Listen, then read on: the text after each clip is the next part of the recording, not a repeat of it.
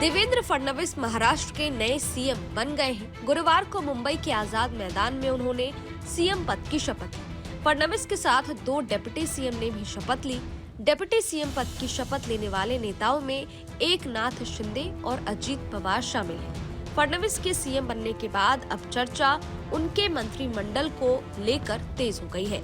जानकारी के मुताबिक फडणवीस मंत्रिमंडल में बीजेपी कोटे से 20 से 22 मंत्री होंगे, वहीं शिंदे शिवसेना कोटे से 12 से 13 और एनसीपी अजीत कोटे से 10 से 11 मंत्री बन सकते हैं।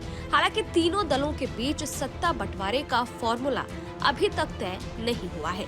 मंत्रिमंडल विस्तार के बारे में देवेंद्र फडणवीस ने कहा है, नागपुर अधिवेशन से पहले मंत्रिमंडल का विस्तार किया जाएगा। इस संबंध में फैसला हो गया है। वहीं मीडिया सूत्रों का कहना है कि एकनाथ शिंदे मंत्रिमंडल में जो विभाग महायुति में बटे थे, उनमें ज्यादा बदलाव नहीं होगा। फडणवीस मंत्रिमंडल में भी लगभग वही चेहरे होंगे जो शिंदे मंत्रिमंडल में थे।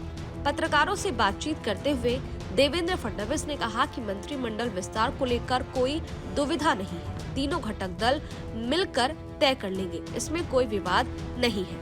हालांकि गृह, राजस्व, शहरी विकास, सिंचाई और सामाजिक न्याय जैसे महत्वपूर्ण विभागों पर सभी की नजर है। मंत्रालयों के बंटवारे पर अंतिम फैसला लेने से पहले तीनों दलों के बीच गहन बातचीत होगी।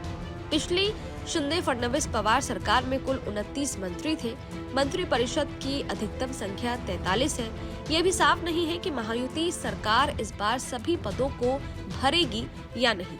बीजेपी गृह, राजस्व, शहरी विकास, सिंचाई, वन, परिवहन, उच्च और तकनीकी शिक्षा और आवास जैसे महत्वपूर्ण विभाग अपने पास रख सकती है। इसके अलावा संस्कृति, जनजातीय विकास, सामान्य प्रशासन, कानून और न्यायपालिका और सूचना प्रौद्योगिकी यानी आईटी जैसे विभाग भी बीजेपी के पास रह सकते हैं। डिप्टी सीएम शिंदे के लिए शिवसेना गृह मंत्रालय चाहती है, साथ ही अपने मौजूदा 9 मंत्रालयों पर भी बरकरार रहना चाहती है। इनमें महत्वपूर्ण उद्योग और शहरी विकास विभाग शामिल है।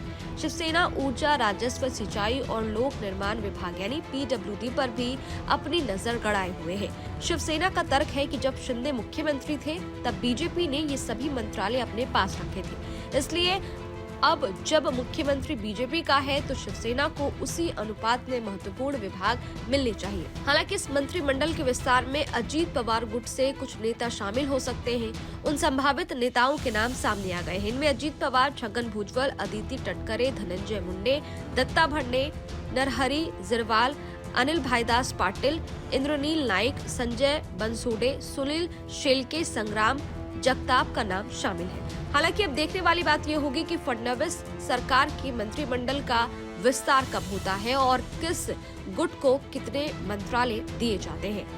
ये वीडियो आपको कैसा लगा? इस वीडियो पर आपकी क्या राय है? कमेंट बॉक्स में जरूर बताइएगा। बाकी देश और दुनिया की तमाम खबरों के लिए देखते रहिए न्यूज नेशन। शुक्रिया। न्यूज नेशन अब व्हाट्सएप पर खबरों की ताजा अपडेट के लिए न्यूज नेशन के इस QR कोड को स्कैन करें।